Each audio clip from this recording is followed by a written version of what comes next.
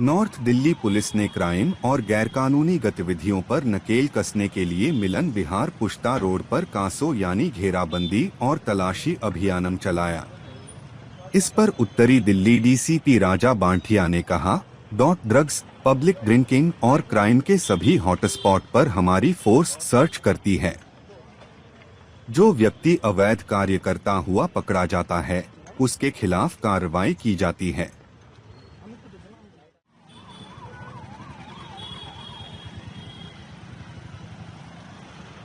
ये पेट्रोलिंग जो है इसको हम लोग कास्को कहते हैं, यानी कॉर्डन एंड सर्च ऑपरेशन बोलते हैं इसको।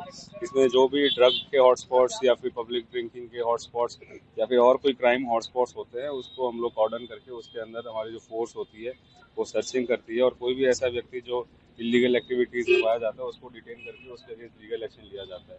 पिछले काफ़ी टाइम से हम लोग पैरामिलिट्री की फोर्सेज की टुकड़ी हमको मिलती है, जिसकी मदद से ज़िले के कई क्षेत्रों के अंदर हम लोग कर रहे हैं।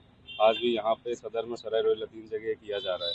तो ये पिछले कई दिनों से चल रहा है, और उसके अंदर पब्लिक ड्रिंकिंग के अगेंस्ट है, या फिर जो पब्लिक में अगर कोई ड्रग कंज्यूम कर रहा है या वैसे कोई ड्रग कंज्यूम कर रहा है, ड्रग्स कोई बेच रहा है, इलीगल लिकर बेच रहा है, या और भी लोग जो न्यूसेंस क्रिएट करते हैं, ऐसे लोगों के अगेंस्ट एक्शन लिया जाता है।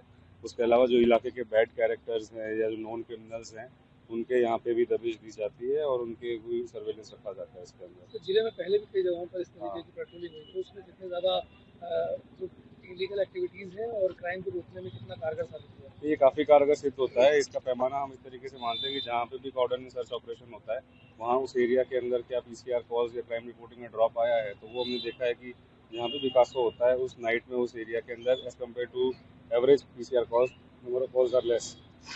कॉलों में कमी आ जाती है और उसका इम्पैक्ट काफ़ी टाइम तक रहता है एटलीस्ट। तो ये तो एक डेफिनेट है, और पब्लिक परसेप्शन भी बेटर होता है। पब्लिक को भी एक sense of safety and security इसके अंदर महसूस होती है, और एक इलाके के अंदर जो बैड एलिमेंट्स हैं या जो ऐसे हैं जिससे कि पब्लिक को एक डिस्कम्फर्ट और इनकन्वीनियंस हो रहा है और जिससे पब्लिक को अनसेफ महसूस होता है, उन सब चीज़ों को एक्शन लिया जाता है।